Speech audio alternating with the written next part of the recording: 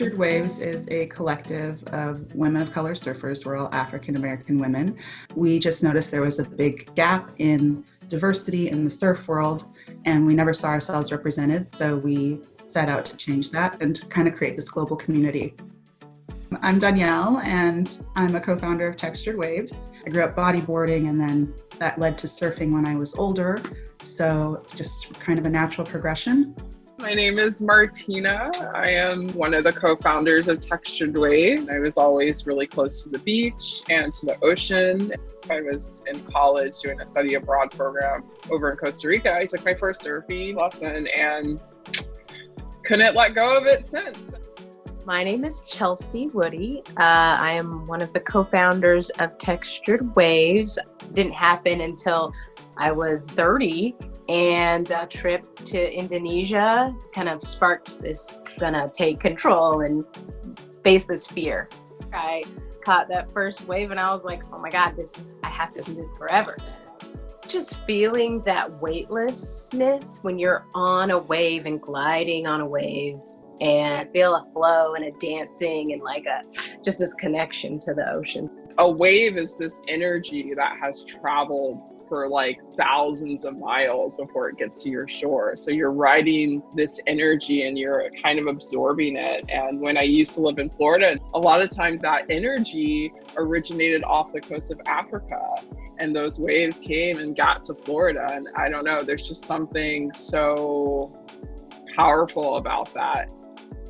Because I'm a mama too, the solitude of it, just having that time that's just for me.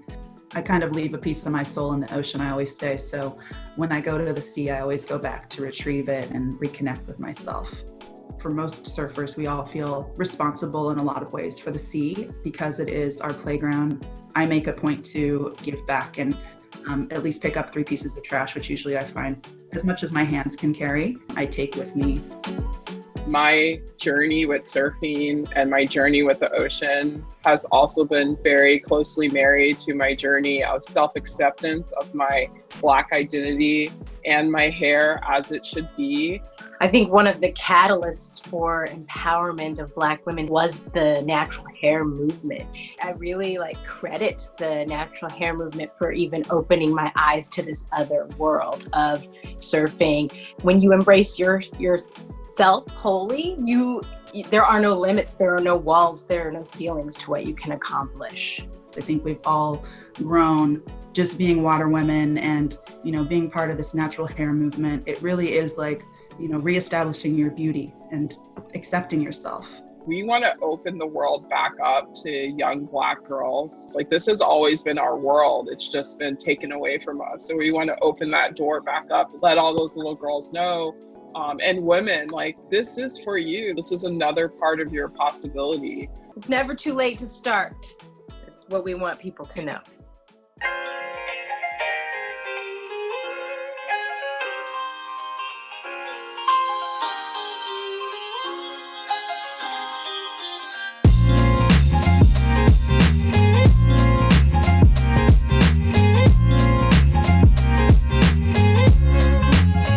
One of the organizations we chose was Surfear Negra, which is an organization based in Florida. And their initiative is to get more young Black girls into surf camps and surf training programs to introduce them to surfing at a young age. The second one that we all love is Lara Bea, and they are in New York. And it's a collective of mentors to the younger generation of surfers, get them out in the ocean, and we just support what they're doing 100%.